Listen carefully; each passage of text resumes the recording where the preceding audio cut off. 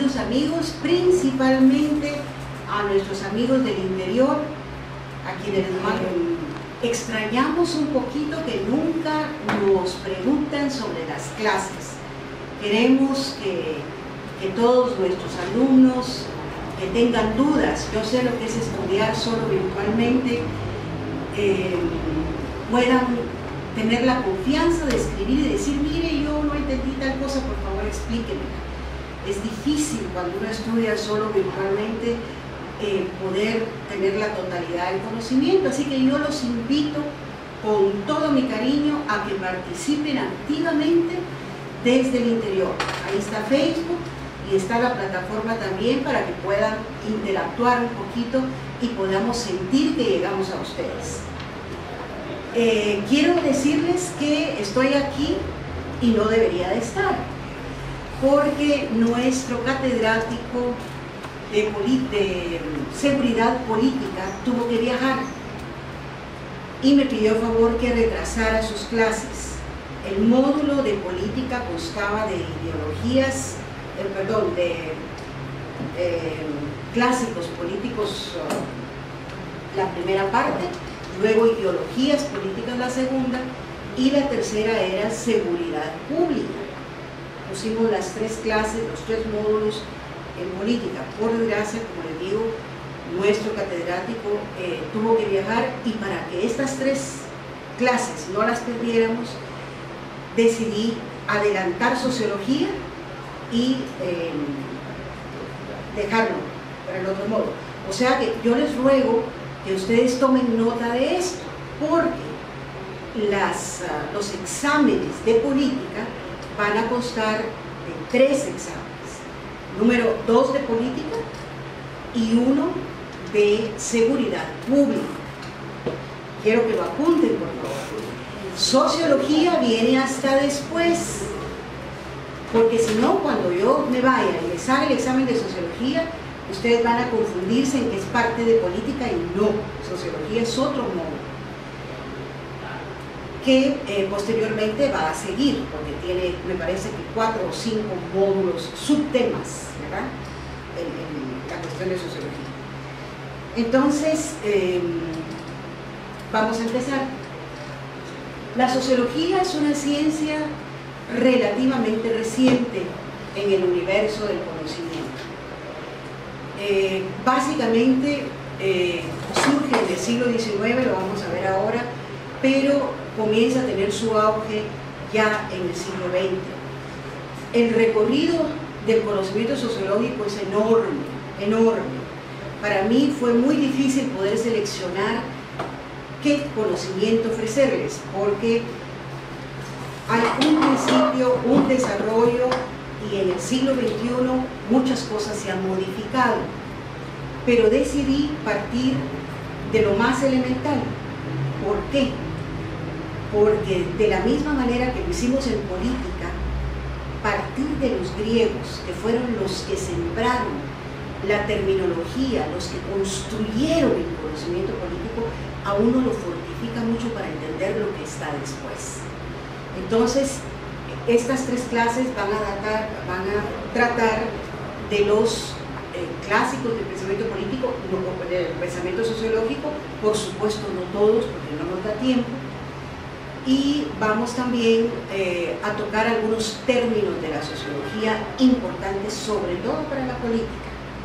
Un político que desconozca los fundamentos y lo que es la sociología realmente va al fracaso, porque la sociología nos da muchísima herramienta para poder comprender la comunidad en la que nos vamos a desarrollar. Entonces, vamos a partir de lo que es puramente el pensamiento clásico sociológico, que nos vamos a dar cuenta que poco a poco se va a decir que la sociología es el estudio científico de la sociedad y de las sociedades humanas. ¿De qué se ocupa la sociología entonces? De nuestra sociedad y de cualquier sociedad humana. El fenómeno de la convivencia y las relaciones humanas. ¿Qué nos interesa de esa sociedad? Pues nos interesa cómo vive, cómo se relaciona, qué hay detrás de la vida de una sociedad en cuanto a las relaciones humanas. Estudio de la organización de los grupos sociales y su estructura.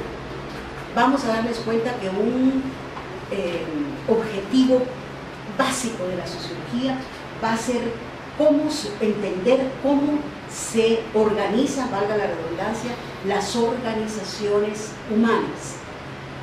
Entran ahí desde la organización política, la organización del deporte, la organización en la educación, la organización en la familia, la organización urbana, la organización rural. ¿Cómo se organiza la gente? Es sumamente importante. Y, lógicamente, los grupos sociales que conforman esas organizaciones. Grados de dependencia mutua y las fuerzas que operan dentro de él. Tenemos que dentro de las organizaciones hay sujetos, hay seres humanos, y dentro de esas organizaciones se desarrollan dinámicas en donde hay dependencias. Por decirles algo, la clase de hoy dependía que don Dionisio viniera, ¿sí o no? La clase de hoy dependía de que ustedes estuviesen presentes, y eso es una dependencia mínima, cotidiana, pero lo es.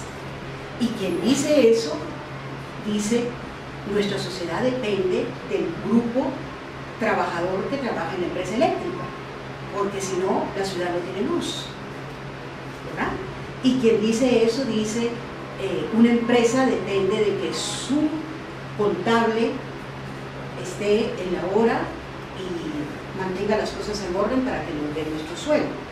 Todo ese tipo de interacción humana que se da en las sociedades es objeto de estudio sociológico. Otra cosa sumamente importante es el acto social como unidad de análisis, lo que les acabo de decir. A la sociología le interesan las acciones sociales, los actos humanos que se van a ver en la realidad y que van a tener efectos y van a tener consecuencias. Entonces, ¿qué compone el estudio sociológico? Los grupos sociales, las acciones que esos grupos ejecutan y las relaciones. Ahí estamos diciendo en 3 palabras más o menos de lo que la sociología se va a preocupar. ¿A qué llamamos grupos sociales? Llamamos a grupos sociales a los grupos étnicos. Díganme ustedes cuántos grupos sociales hay en Guatemala.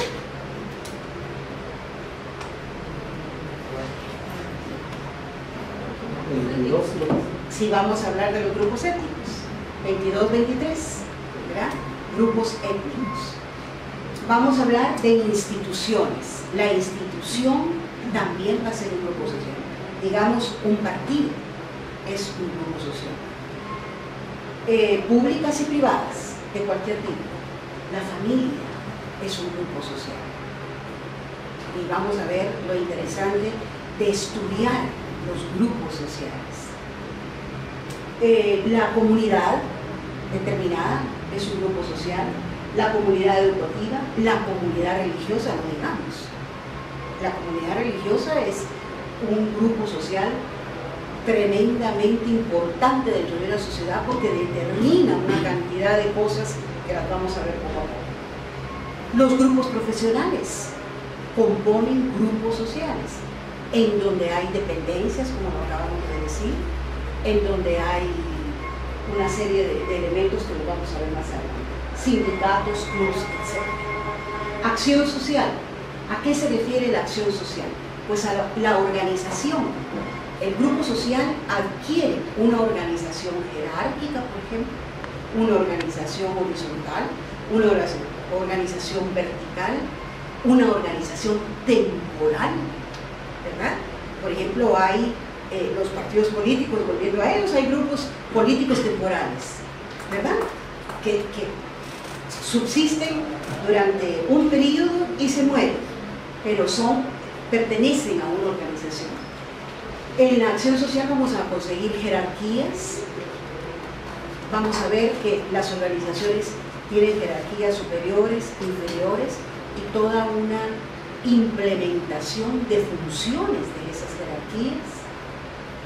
La institucionalidad es una acción social. Un Estado define cuál va a ser su institucionalidad, su cuerpo legal, por ejemplo, ¿verdad? Hay una sociología jurídica, por decirles algo. Los fines y los medios que cualquier grupo social escoge para poder llegar a sus metas. Toda organización tiene fines, ¿verdad? Y pueden haber dos partidos políticos, o dos colegios, o dos organizaciones religiosas que escogen fines diferentes posiblemente para llegar a las mismas metas. ¿Sí o no? ¿Verdad? Otro objeto del estudio sociológico. Y su estructura, que la vamos a ver poco a poco, las diferentes estructuras que conviven en una sociedad. ¿Qué le interesa a la sociedad dentro de las relaciones? Como lo acabamos de ver, lo que es la interdependencia. Cómo dependemos unos de otros. Si ustedes hacen una lista algún día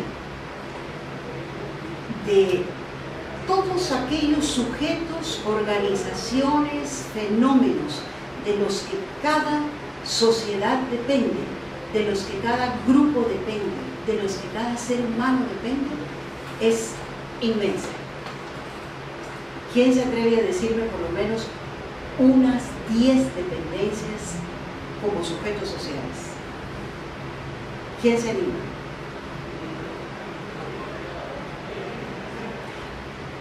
Para venir aquí, ¿cómo vinieron?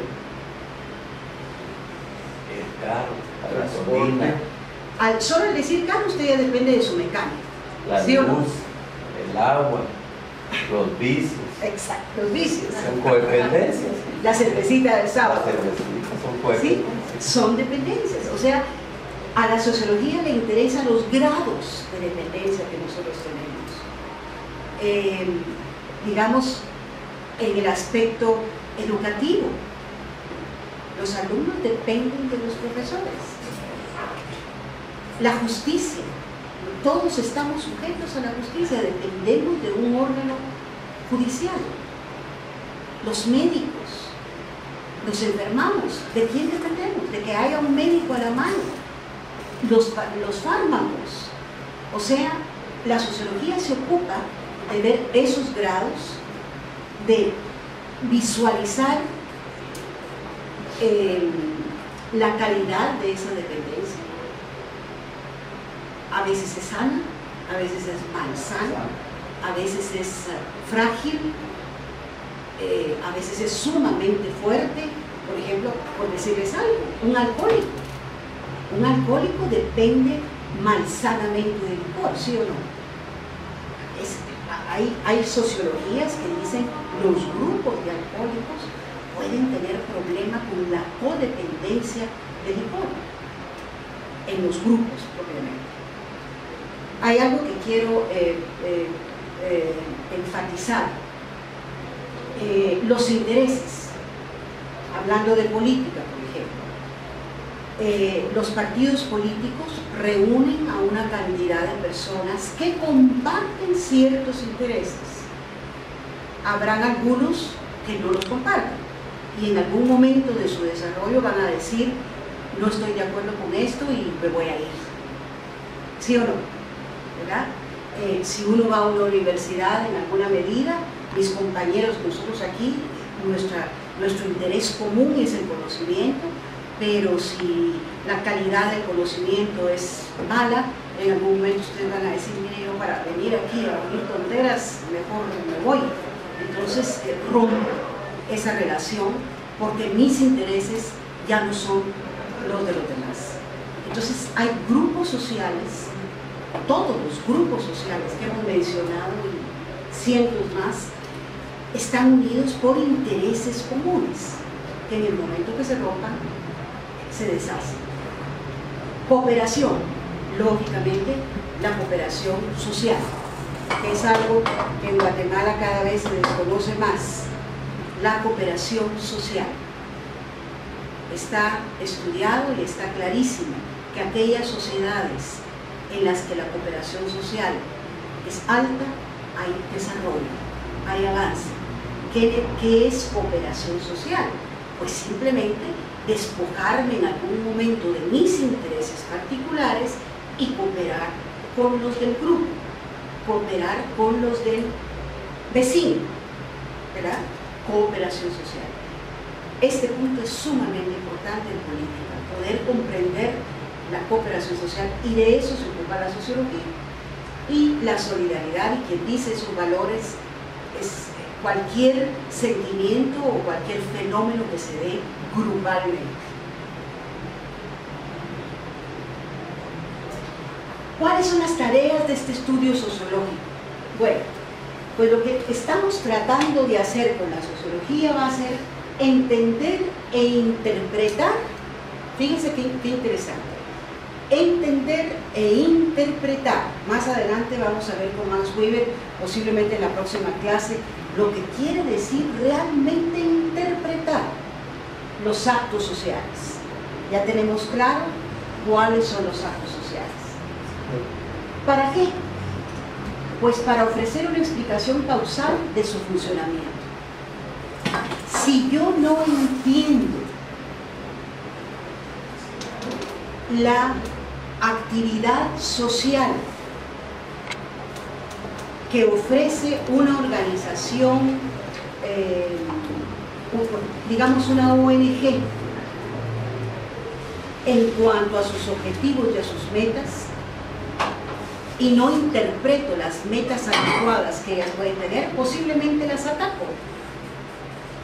Si yo no comprendo que una organización burocrática, por ejemplo, no cumple con sus cometidos y no visualizo los efectos, ese acto social va a tener efectos sobre la sociedad de una manera nefasta. Entonces, el sociólogo lo que está intentando es ver esa realidad social en el acto social claramente. Y ahí vamos a ver cuáles van a ser los métodos que va a utilizar para poder entender esa acción social en una sociedad. Repito, ¿para qué? Para explicar sus causas y su funcionamiento. ¿Y para qué todo este estudio? Pues para localizar efectos de este funcionamiento. Prácticamente es lo mismo, pero hay causa y efecto. Toda acción social de un club, de una organización educativa, de una organización religiosa, tiene causas y tiene efectos. Y si uno quiere ser serio cuando va a abordar una problemática de este tipo, tiene que empezar por aquí. ¿Por qué se actúa como se actúa? ¿Y por qué los efectos que esta acción, no puedo entender los efectos si no voy hacia las causas? ¿Estamos claros en eso? Fíjense ustedes lo importante que es para un político poder entender esto. Sumamente importante en la actividad política de un país. Si no se entiende este esquema de los grupos sociales y su dinámica, no se puede dar soluciones. No se puede entender la sociedad como tal. Entonces nos vamos a topar, ¿para qué la sociología? Bueno, ¿y por qué la sociedad y no el individuo? Fíjense que aquí nos topamos con una pregunta muy interesante. ¿Por qué? Porque he estado haciendo énfasis en que la sociología, su objeto de estudio es el grupo social. No le interesa mucho el individuo. Y este punto es bien interesante porque muchos liberales rechazan los fundamentos sociológicos porque dicen, la sociología se ocupa de los grupos y deja al individuo en una parte secundaria del asunto. Y no es exactamente eso. Lo vamos a ver a lo largo del estudio. Pero, ¿por qué la sociedad y no el individuo? Y entonces la explicación que da la sociología es el comportamiento individual da resultados diferentes al comportamiento grupal. Ejemplo, pone un autor, el hidrógeno más el oxígeno da el agua. Pero si nosotros estudiamos sobre el hidrógeno tiene ciertas funciones, el hidrógeno tiene ciertos componentes y da ciertos resultados. Y si estudiamos el oxígeno por separado, el oxígeno tiene ciertos componentes, cierta fórmula y tiene ciertas funciones. Si los juntamos, el resultado de unirlos nos va a dar resultados diferentes, ¿sí o no? Los ganados. De la misma manera, yo les pregunto, ¿será que un soltero actúa exactamente igual que un hombre casado? ¿Será que una madre de 3 hijos actúa igual que alguien que no tiene hijos? ¿Será posible que nuestro pensamiento individual no se modifique cuando pertenecemos a una agrupación política y tengamos entonces que adherirnos a las metas de esa agrupación? ¿Qué quiere decir? Y la sociología nos lo explica muy bien.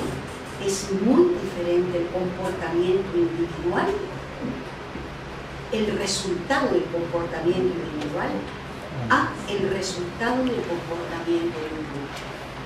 Es diferente una persona y su pensamiento y su actuar a 2, a un matrimonio. Y es diferente una familia. Las decisiones que se toman en familia ya dependen del marido, de los hijos y del sueldo y de no sé qué más. ¿Sí o no? Igualmente en la sociedad. Una secretaria que es la reina, de su oficina, por ejemplo, y es ella sola y ella manda en la oficina, y de repente llega una contadora y de repente llega una auxiliar. Ya esa oficina tiene 3 elementos diferentes y va a funcionar de forma diferente, ¿sí o no? Entonces, ese es el objeto de la sociología, descubrir cómo el resultado de la acción conjunta es diferente al individual. Y he ahí lo importante del asunto. El estudio sociológico conduce a una mayor sensibilización. ¿Y a qué se refiere el sociólogo cuando dice esto? Produce un autoconocimiento de nuestra sociedad. Y como les decía, este elemento para un político es realmente importante. Un alcalde que llegue a la alcaldía y que no sepa de cuántas etnias está compuesta su comunidad y que no sepa las diferencias culturales que existen en cada uno y las diferencias lingüísticas y las diferencias religiosas. Un alcalde que no sepa esa dinámica está perdido, está destinado al fracaso. La comprensión de esa sociedad, de ese grupo, y volvemos al grupo, es realmente importante. Entonces dice, desecha pensamientos de prejuicios y opresivos. ¿A qué nos podemos referir con esto? ¿Alguien me puede poner un ejemplo de esto? Desecha pensamientos prejuiciosos y opresivos.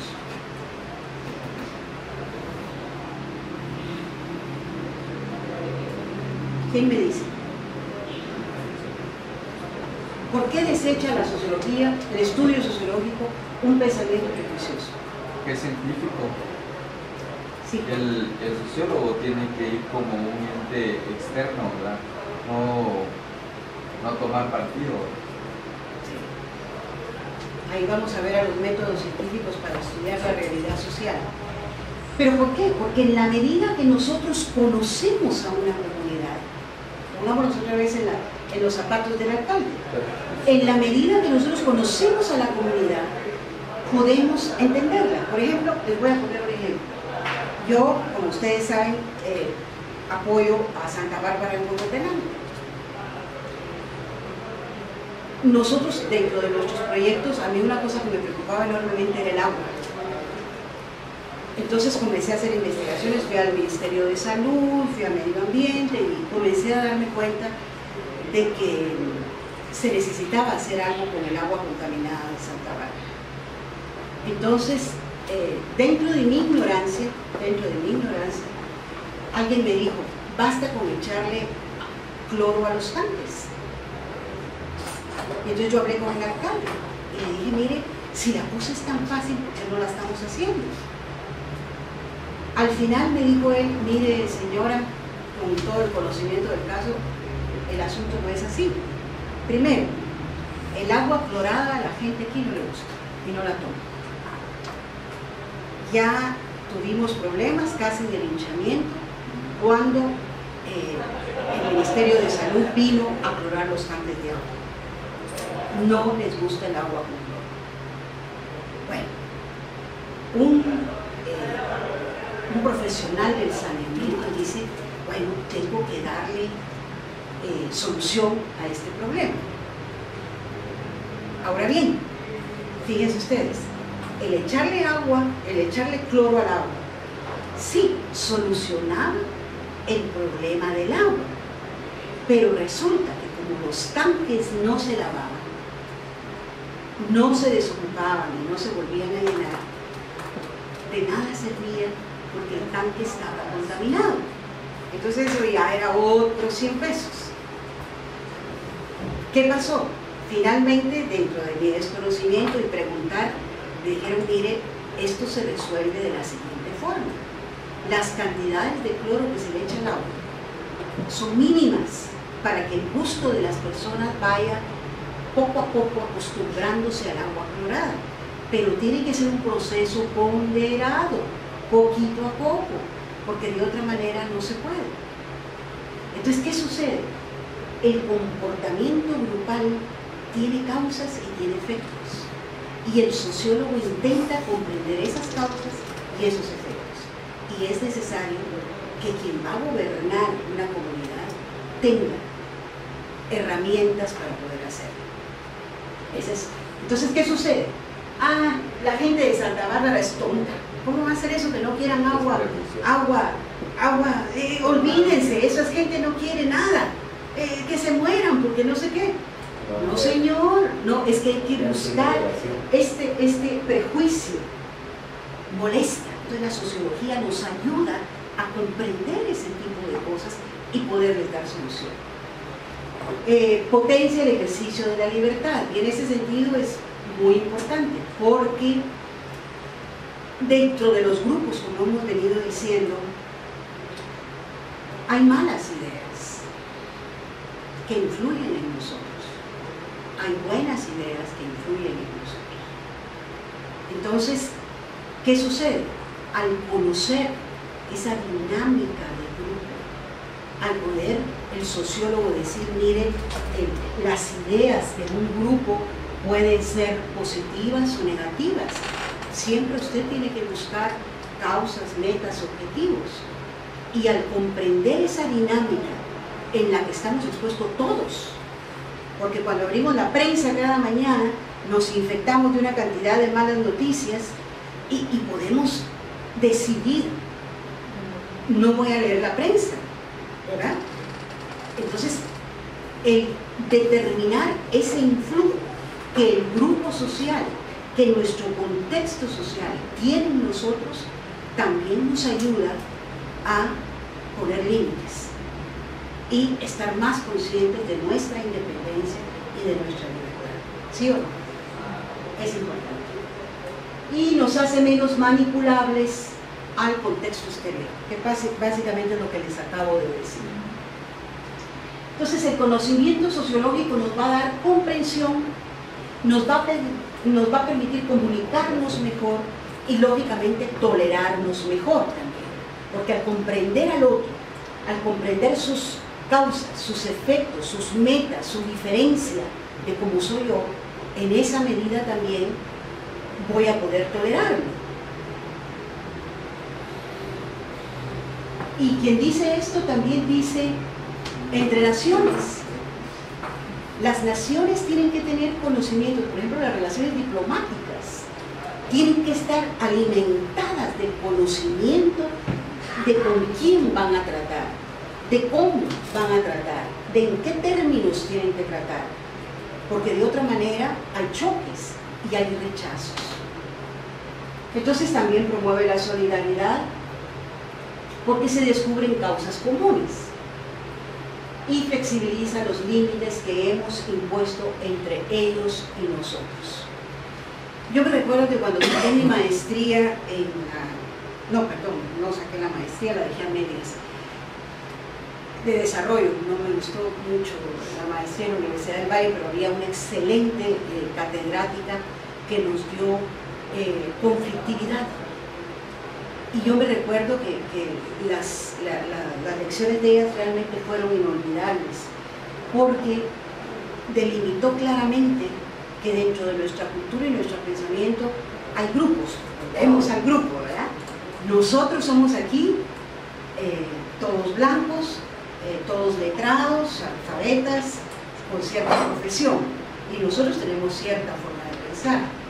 Pero si nos vamos de nuevo a Santa Bárbara, Huehuetenango, tenemos que abastecernos de toda la mentalidad que vamos a encontrar ahí, porque de otra manera siempre vamos a ser nosotros y ellos.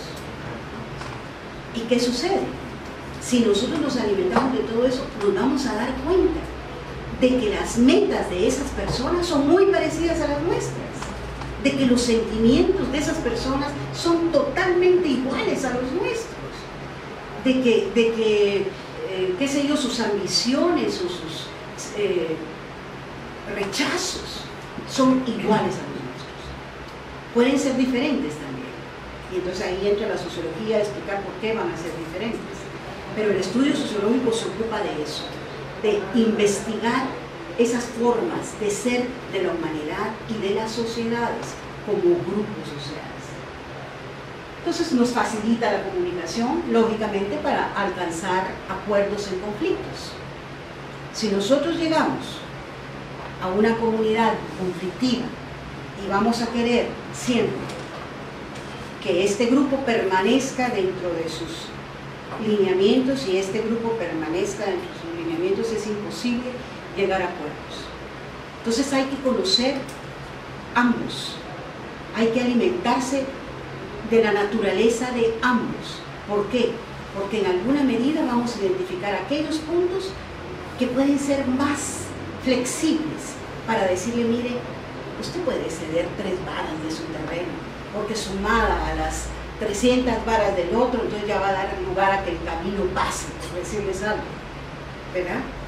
O quien dice eso dice cualquier otra cosa. El poder llegar a la resolución de conflictos siempre tiene que tener claro el conocimiento del otro. Si no conocemos al otro, si no conocemos sus causas y efectos, vamos a poner una frontera. El estudio sociológico se encarga de eso, de poder entender los grupos sociales. Me siguen, ¿verdad? Debilita el miedo y el antagonismo mutuo, da cabida a la tolerancia. Estamos hablando de todas las relaciones sociales. Si ustedes se dan cuenta, todo esto es relación social, que es un punto medular de la sociología. Ahora, ¿cómo la sociología va a acceder a todo este universo de conocimiento, de diferencias, de conflictos? ¿Cómo va a acceder a todo ese universo social que tiene enfrente?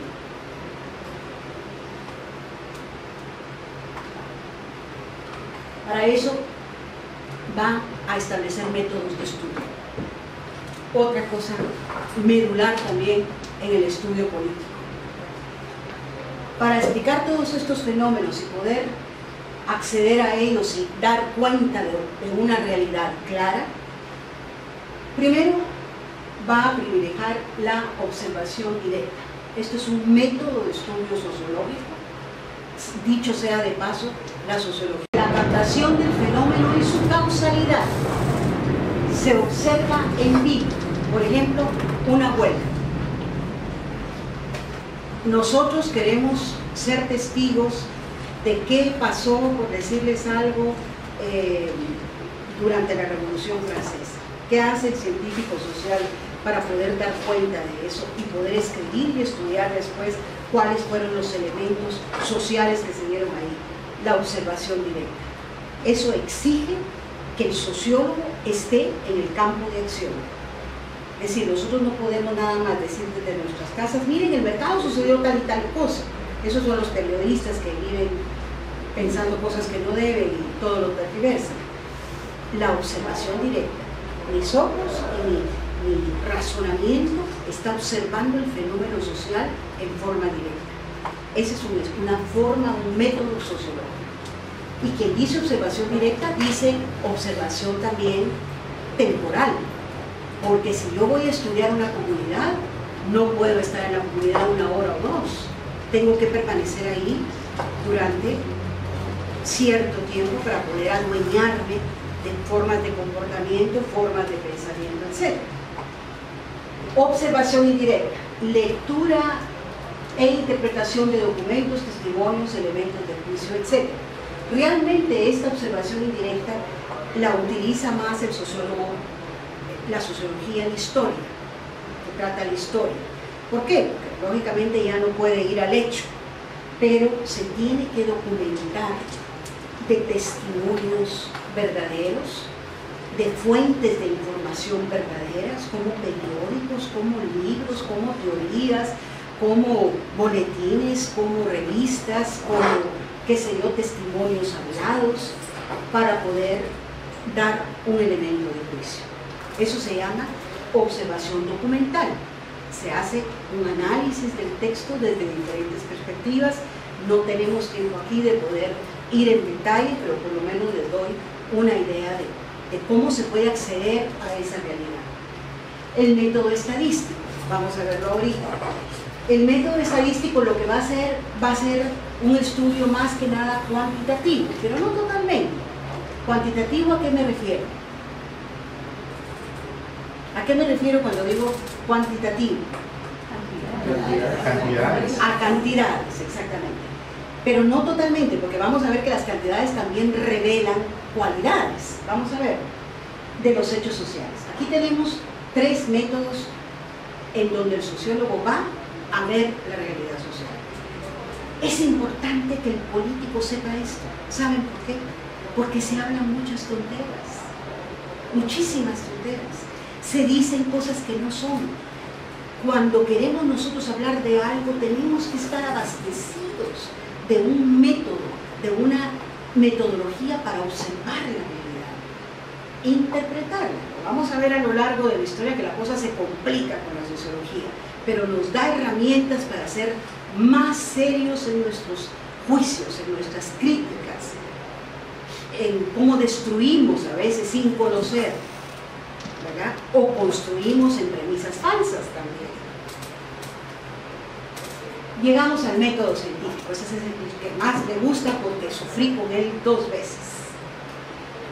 El método científico no es más que un préstamo que la sociología le hace al método científico viejo, que quiere decir la química, el estudio de la química, el estudio de la física, el estudio de la biología, el estudio de la arqueología en parte, y que se basa en un rigor de metodología bastante complejo. Lo vamos a ver superficialmente porque no podemos ahondar, pero quiero que todo esto les quede como un punto suspensivos para que ustedes se vayan a los libros y profundicen en todo esto. ¿Qué es el método científico que la sociología aporta a las ciencias sociales? ¿Para qué? Para descubrir la realidad social, para investigar sobre grupos sociales, para dar cuenta de las acciones sociales. Nadie antes lo había hecho. La sociología, a través de sus fundadores, accede a eso. Identificación y planteamiento de un problema. Por decirles algo, ¿alguien me puede decir un problema social? Religioso. Religioso. Bueno, hablemos de por qué los protestantes, se dice, por ejemplo, ¿por qué se dice que los protestantes, que son un grupo, una institución que es lo que se ocupa la sociología. ¿Por qué los protestantes, se dice que los protestantes son más productivos que los católicos? Es una pregunta terrible, ya cuando uno entra a investigar. El problema va a ser averiguar en qué consiste que los protestantes son más productivos que los católicos. Esa va a ser una hipótesis. Nosotros estamos afirmando algo con esta frase. Y una vez estamos dando, no estamos preguntando, digamos, ¿será que los protestantes son más productivos que los católicos? ¿Será que los católicos son menos no sé qué? No, estamos aseverando que los católicos son menos productivos que los protestantes. Entonces eso se llama la elaboración de una hipótesis. Yo, como científica social, voy a comprobar si mi hipótesis es cierta o no es cierta. ¿Cómo lo voy a comprobar? Bueno, por principio, y aquí no lo puse porque no me dio mucho tiempo de tanta cosa, yo tengo que leer todo lo que existe en relación a ese tema. Por supuesto que no todo, porque es imposible, ¿verdad? Yo hice una investigación sobre la mujer quiché en Guatemala y le digo que sí, fácilmente consulté unos 100 documentos. ¿De qué? De qué pasaba con los inmigrantes en Guatemala quichés. ¿Para qué le va a servir a uno abastecerse de todo este bagaje? Primero le va a servir para descartar ciertas cosas de las cuales yo tengo idea que ya fueron dichas, que ya fueron comprobadas. El método científico siempre va a ir, la meta del método científico al comprobar o desmentir una hipótesis siempre va a estar encauzada a producir conocimiento nuevo, no a repetir lo que ya se dijo. Y he ahí la importancia de agarrar todos los documentos que podamos tener. Yo voy a escribir sobre Arbenz, por ejemplo. Lo primero que tengo que hacer es irme a la hemeroteca y ver testimonios de los periódicos del momento político de Arbenz para no repetir lo que ya se dijo, ¿verdad? Esto es sumamente importante también para los políticos, porque los políticos continuamente están repitiendo cosas que ya se dijeron, a veces mentiras, que ya se comprobó que era mentira. Entonces, esta seriedad del estudio sociológico es importante que la tengamos, no solo para estudiar sociología, para cualquier cosa. Tenemos una hipótesis, ¿cómo está? Tenemos una hipótesis y vamos a comprobar si es cierta o no con nuestra investigación. ¿Qué vamos a hacer ya cuando tenemos esa delimitación y ya consultamos toda la bibliografía y la información que tenemos a nuestro alcance? Resulta que nuestra pregunta inicial, compañero, era, por decirle algo, ¿son los católicos menos productivos que los protestantes? Y resulta que después de leer todo lo que leímos, la pregunta estaba mal hecha. Y nosotros tenemos que reformularla. Entonces tenemos que decir por qué en algunas ocasiones los católicos son menos productivos que los protestantes. ¿Por qué? Porque encontramos un documento en donde decía que en la región X de Alemania los protestantes fueron menos productivos que los católicos, por decirle algo. Entonces ahí tenemos que centrar el conocimiento y ocuparnos de no decir mentiras. Eso es sumamente importante en el método científico. Como repito, esto prácticamente fue un préstamo que se hizo de la sociología, perdón, de las ciencias duras, química, física, etcétera, a las ciencias sociales.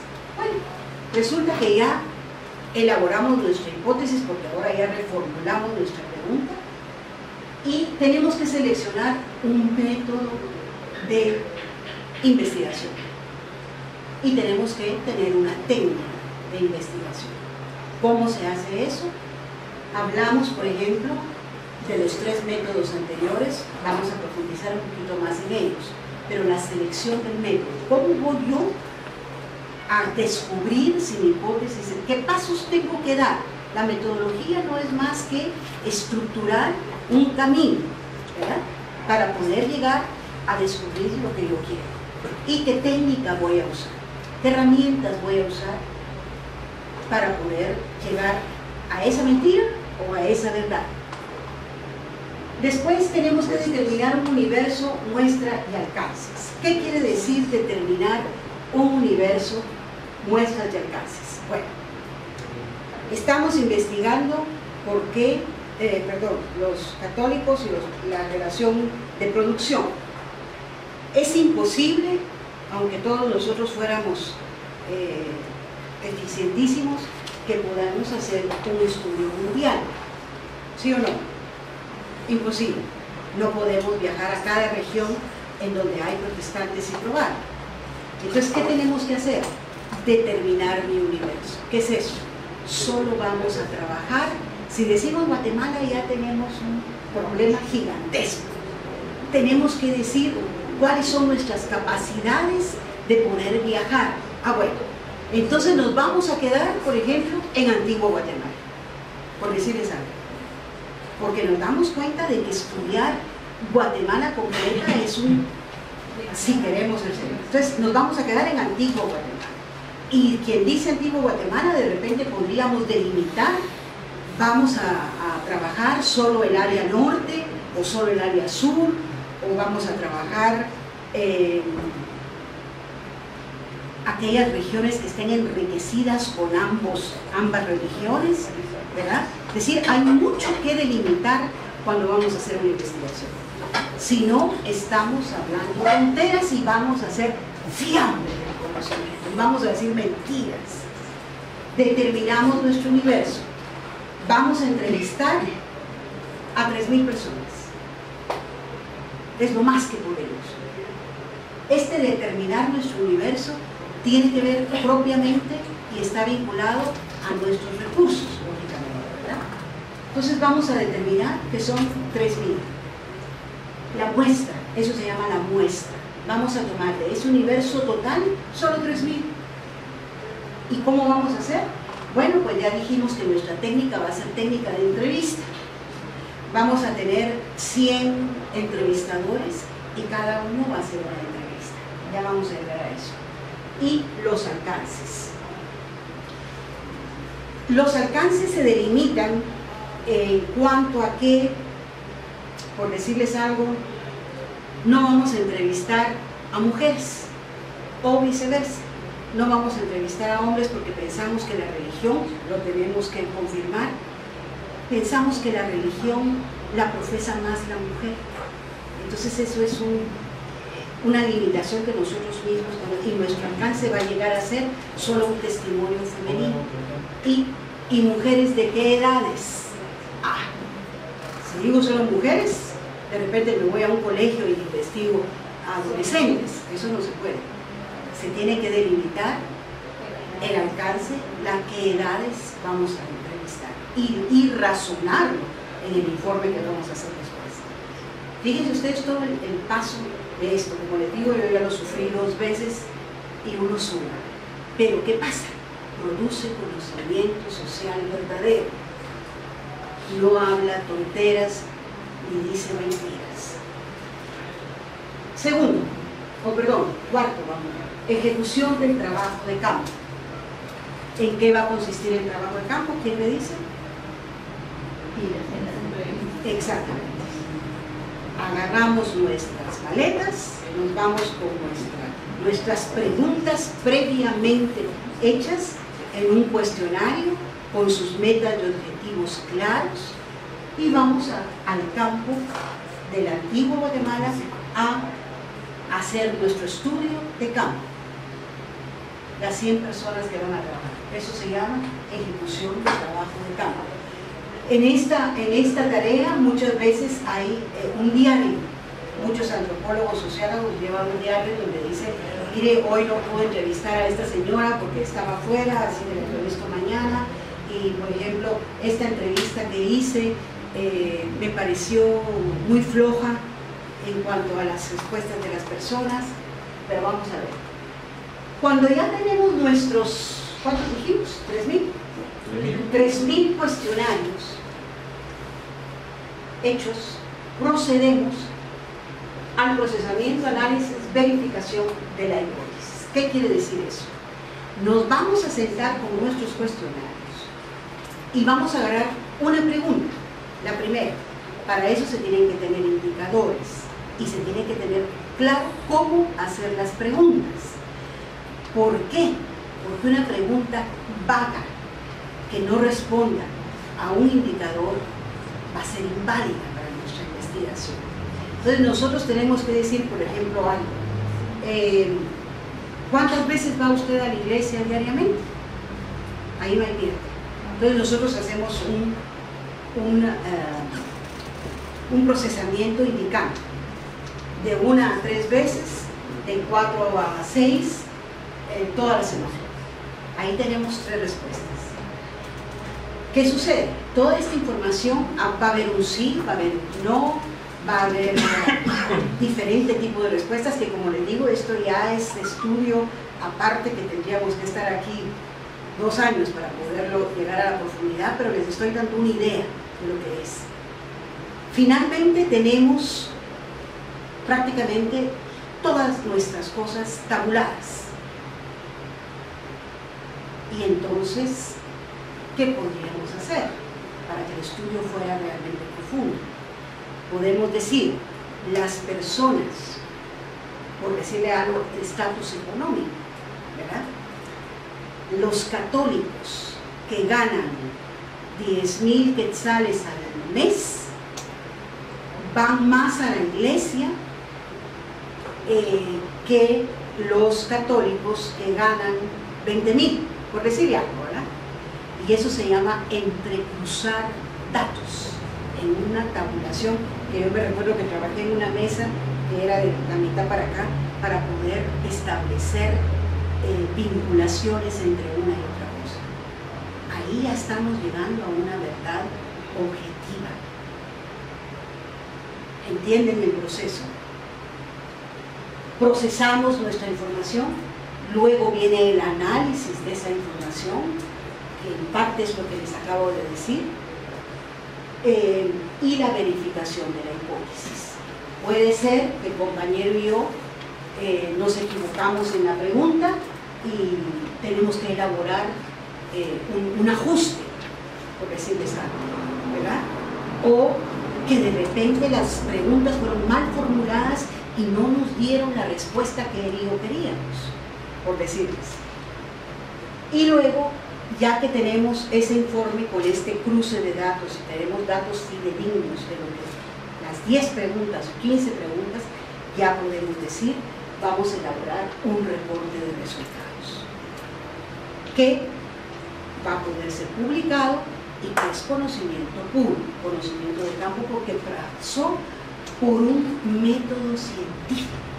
Aquí me comí cosas que se me van de la cabeza porque es más complejo que esto, pero esta es la base.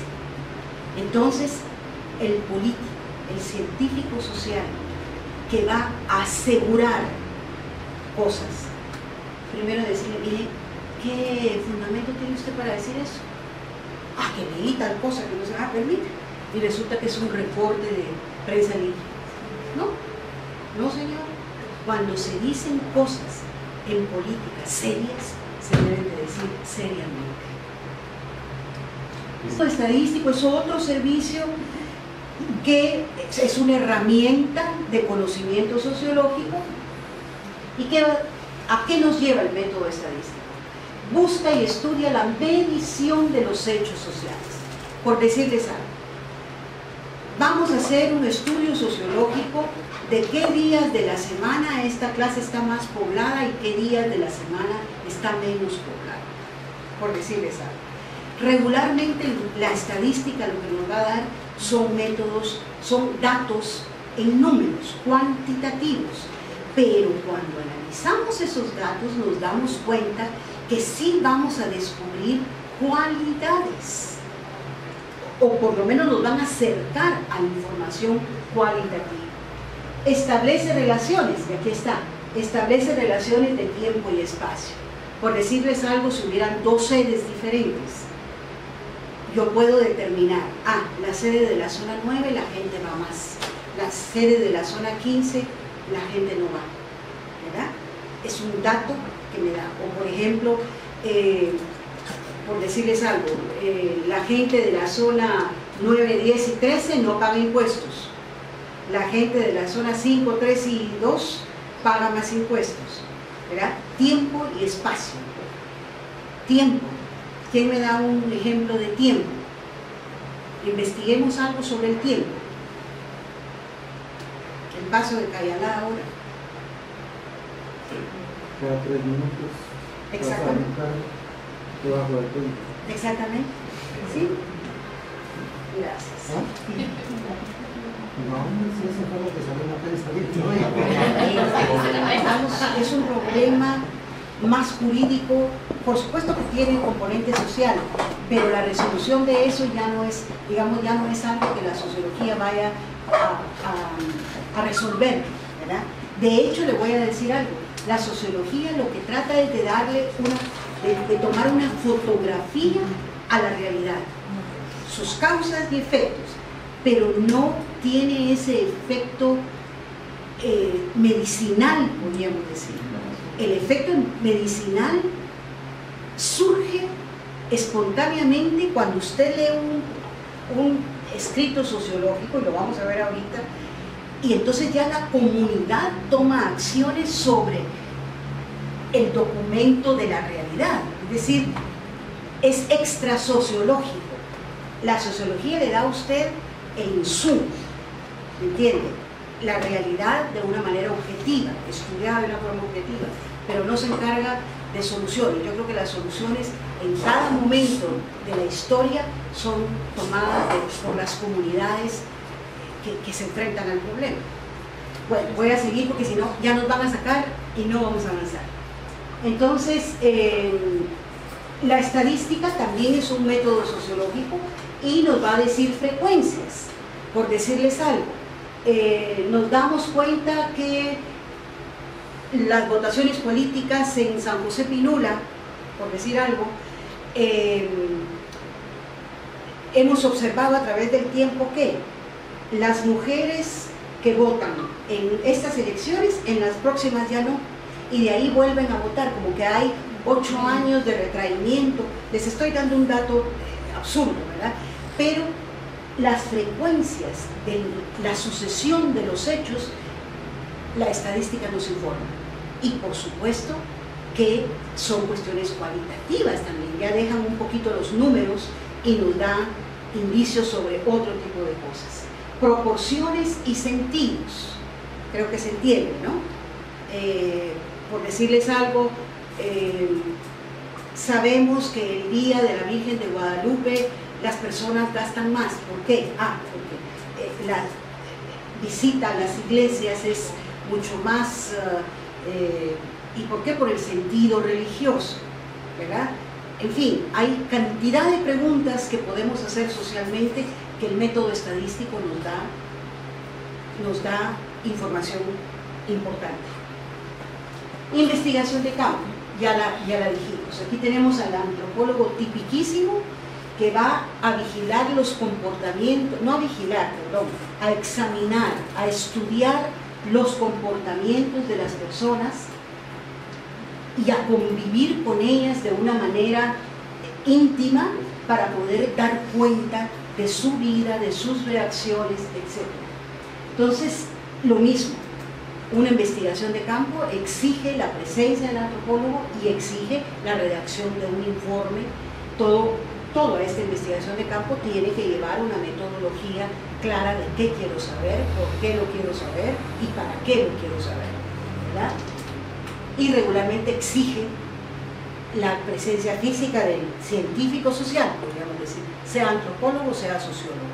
Entonces, existen estudios de diferentes departamentos del país, por ejemplo, lo vamos a ver en la última clase, de las jerarquías sociales que existen dentro de los indígenas, entre las diferentes etnias indígenas. ¿Y cómo se dieron cuenta de eso? Bueno, porque antropólogos norteamericanos, ingleses, franceses, llegaron a investigar a las comunidades durante meses, ¿verdad? Y pueden dar fe de cómo se maneja la sociedad de determinada etnia. Examen de actitudes. Esto es sumamente importante y aquí entra un poquito la psicología, Se elaboran cuestionarios, entrevistas, preguntas, que son instrumentos de investigación, y se plantean situaciones y soluciones.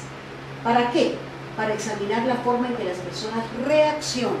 Fíjense ustedes, reaccionan, contestan y ponen de manifiesto comportamientos espontáneos que revelan información verídica. Y aquí tengo un ejemplo típico de cómo uno no tiene que guiarse solo por el testimonio que una persona da.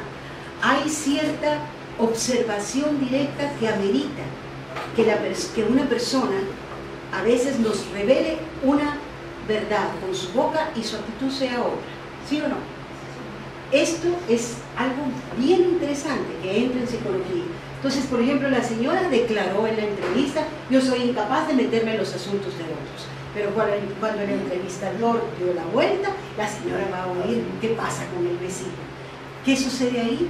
El investigador lo que tiene que investigar son las actitudes espontáneas, ¿verdad? No la elaboración de ciertas cosas. Y para esto también se necesita vivir con las personas. Porque una persona que diga algo y actúa de otra forma nos está dando información falsa, engañándose a ella misma. Y la sociología está muy clara en que nosotros nos podemos engañar a nosotros mismos. Decir que creemos en algo cuando realmente no lo hacemos, ¿verdad? Entonces el sociólogo tiene que llegar a estas profundidades. ¿Y cómo lo hace? Pues a través de metodologías necesarias. Ahora vamos directamente a ver cómo es que nace la sociología y por qué, cuáles son los fundamentos. La sociología, como nos decía nuestro querido Elmer, también es un producto de un momento histórico. Y fíjense ustedes que en este caso es bien interesante, porque la teoría sociológica clásica le da respuesta a un movimiento que se llama Ilustración y que ya lo hemos visto en varias ocasiones, que se inicia en Inglaterra y durante el siglo XVIII alcanza su apogeo total. Es ahí donde nacen los primeros sociólogos, pero nacen como una reacción adversa a ciertas tendencias de la Ilustración, del pensamiento de la Ilustración. En la política tenemos la Revolución Francesa, que ya la vimos también con Elmer y creo que la tocamos en Historia Política de Guatemala, que representa realmente un parteaguas entre el pensamiento político anterior y el que surge a raíz de la Revolución Francesa. Sabemos que la Ilustración deja atrás el feudalismo y el mercantilismo, debilita las monarquías absolutas, porque las monarquías siguen, pero el absolutismo retrocede, porque comienza a surgir el individuo como ente social importante, central dentro de la sociedad. Aparece tímidamente todavía, pero aparece una clase media incipiente que luego se desarrollará. Se empodera la democracia justamente porque esta clase media la alimenta, y surge el individualismo. Fíjense que es bien interesante esto, vamos a verlo en la siguiente. El pensamiento ilustrado lo vimos, pero para reforzar un poquito. Prácticamente es una nueva forma de ver la realidad humana. Veníamos de un pensamiento bastante religioso, en donde la religión pesaba dentro de las sociedades, y este aspecto va a retroceder. ¿Por qué? Porque la ciencia va a tomar su lugar. Se cree que la razón y la investigación empírica lo pueden todo. Es decir, es un momento en que la ciencia ocupa el centro del conocimiento humano y el individuo cobra una importancia enorme frente a las masas anónimas, frente a las monarquías absolutas. Tenemos al mismo tiempo la revolución industrial, que es otro cambio terrible porque cambia los patrones de producción que habíamos tenido anteriormente, y con ese cambio se pasa a diferentes formas de vida. Se vuelven las sociedades un poco más urbanas, el ruralismo retrocede un poco, la agricultura retrocede frente a la industria. Todo esto lo vimos con Elmer, pero quiero que ustedes identifiquen todos estos fenómenos y por qué la sociología nace en este momento. Inicia el sistema capitalista, en donde el ideal es el libre mercado, y nace también el socialismo. Fíjense ustedes qué erupción de cosas en el siglo XVIII. Es una explosión de ideas políticas, religiosas, económicas y sociales. Pero ¿qué pasa? Este movimiento va a privilegiar al individuo sobre la sociedad. Van a querer poner al individuo políticamente como una meta humana, sociológica, económica. El bienestar individual va a ser lo primordial. La formación del individuo va a ser lo primordial. Políticamente el individuo. ¿Por qué surgen las democracias? Porque queremos que todos escojamos a quién nos va a gobernar. La importancia del individuo en la política en todas partes. Entonces, ¿qué sucede? Al ver este rompimiento de las instituciones que ya traíamos, al ver este desquebrajamiento, surgen sociólogos y surgen pensadores de la sociología que dicen, miren, momentito, ustedes están echando un plumazo total a todo lo que hemos sido durante siglos, y las instituciones existentes ahorita pesan y tienen un papel primordial dentro de la comunidad humana. Por favor, no es solo el individuo, la sociedad forma el individuo.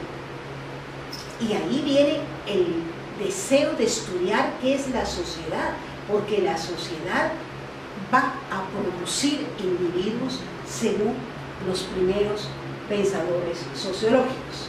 Entonces, la sociología va a tener como énfasis el estudio de la sociedad, no del individuo. Y en este sentido, fíjense ustedes qué interesante, muchos liberales rechazan la sociología. ¿Por qué? Por ese privilegio del grupo. Pero yo platicaba con mi marido hoy en la mañana y le decía, son diferentes perspectivas de ver la realidad.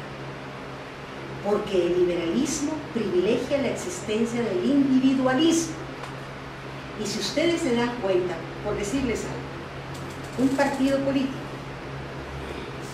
el individuo, tenemos 30 individuos formando un partido político, movidos y vinculados por intereses comunes. Pero resulta que en determinado momento el partido comienza a desviarse de sus metas iniciales y comienza a atentar contra sus principios. Yo les aseguro que muchísimos partidos políticos en la historia de la humanidad se han quedado sin miembros o se han muerto. Guatemala